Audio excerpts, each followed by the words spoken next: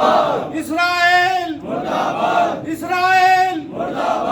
اسرائیل اسرائیل ایران زندہ باد ایران زندہ باد ایران زندہ باد لبیک یا خامنائی لبیک یا خامنائی لبیک یا خامنائی لبیک یا خامنائی لبیک یا خامنائی لبیک یا خامنائی اعوذ باللہ من الشیطان الرجیم بسم اللہ الرحمن الرحیم۔ مومنین حضرات، جیسا کہ آپ جانتے ہیں کہ آج ظلم نے ظلم کی انتہا کر دی ہے، اور آج جو یہ ملک ایران پر جارحانہ حملے ہو رہے ہیں، اس کی ابتدا اسرائیل کی طرف سے ہی کی گئی ہے، ایران کی طرف سے اس کی ابتدا نہیں کی گئی۔ انہوں نے اپنے دفاع میں ان کے اوپر جوابی حملہ کیا، اور آپ دیکھ رہے ہیں کہ آج جب ان کے اوپر حملہ ہو رہا ہے تو رو رہے ہیں، گڑ گڑا رہے ہیں، اور کہہ رہے ہیں کہ ہمارے یہاں بچوں کو مارا جا رہا ہے، خواتین کو اور لوگوں کو بے قصور مارا جا رہا ہے۔ کل آپ حضرات دیکھیں کہ جب وہ غزہ پہ، فلسطین پہ کتنی بمباری کر رہے تھے، اور ہزاروں کی تعداد میں انہوں نے لوگوں کو مارا، اور نہ کوئی عبادت گاہ چھوڑی، نہ کچھ چھوڑا، سب طرح کے سب پہ حملے کیے، حتیٰ ہاسپٹل وغیرہ، ڈاکٹرز وغیرہ سب کو مار دیا۔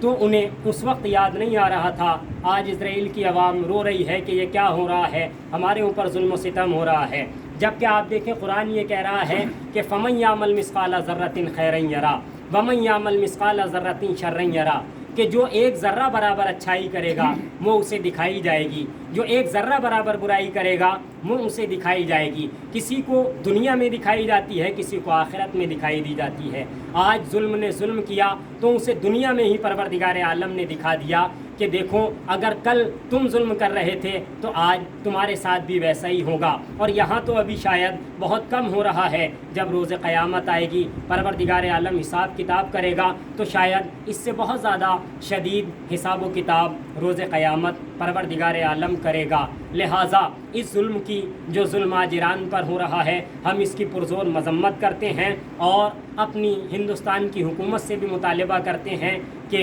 اس میں صحیح و کوشش کرے کہ ایران کے اوپر جو یہ حملے کیے جا رہے ہیں اس کو رکوانے میں اور اس کو روکنے میں کوشش کرے، اور جہاں تک ممکن ہو یہ کہے کہ ہم اس کے ساتھ نہیں ہیں اور ہم ظالم کے ساتھ نہیں ہیں، ہم مظلوم کا ساتھ دینے والے ہیں۔ آیت اللہ خامنائی جن کے مارنے کی دھمکیاں، قتل کی دھمکیاں مسلسل ظالم دے رہا ہے، جبکہ اس کو پتہ ہونا چاہیے کہ یہ اہل بیت اطہار والے ہیں، امام علی والے ہیں، امام حسین علیہ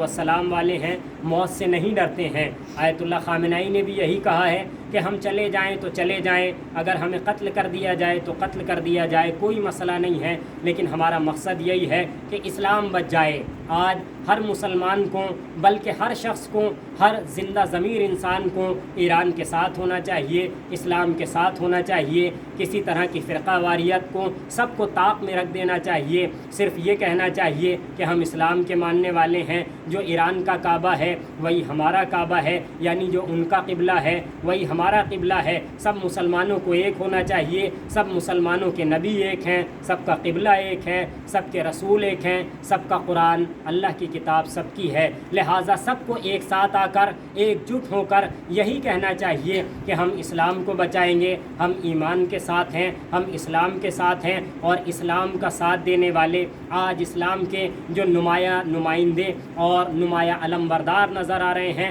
وہ آیت اللہ خامنائی نظر آ رہے ہیں، اور ہمیں دعا کرنی چاہیے پروردگار عالم آیت اللہ خامنائی کی حفاظت فرما۔ خداوند عالم تجھے واسطہ محمد و آل محمد کا پرچم اسلام کو سربلندی عطا فرما۔ پروردگار عالم تجھے واسطہ محمد و آل محمد کا ظلم و زیادتی کو اس دنیا سے نیست و نابود فرما۔ پروردگارہ تجھے واسطہ محمد و آل محمد کا ظالموں کو اس دنیا سے نیست و نابود فرما۔ پروردگارہ تجھے واسطہ محمد و آل محمد کا پرچم اسلام کو بلندی عطا فرما، پرچم کفر و نفاق کو سرنگوں فرما۔ پروردگارہ ہمارے امام کے ظہور میں تعجیل فرما، جب ہمارے امام کا ظہور ہو ہمیں ان کے انصار آوان عزت میں شمار فرما۔